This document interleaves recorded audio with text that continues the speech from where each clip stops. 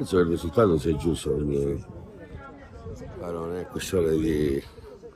Penso che è stata una partita aperta, qualsiasi risultato, potevamo vincere, potevamo perdere, alla fine abbiamo pareggiato. Giustamente dopo due sconfitte consecutive, insomma un pareggio a Cammarata, penso che non sia un campo facile per tutti, no? Se di conseguenza prendere un punto qua per noi è fondamentale, anche e soprattutto riuscire a ritrovare il morale della squadra per lavorare con serenità.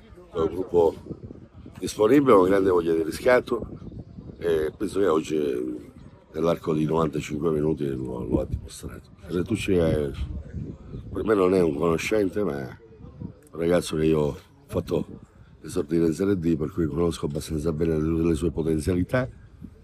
Se il ragazzo riesce a mettersi nelle condizioni giuste può essere un valore aggiunto per la squadra. Però non dimentichiamo che questa squadra nell'arco di una settimana ha disputato 3 partite, campionato, Coppa Italia e campionato.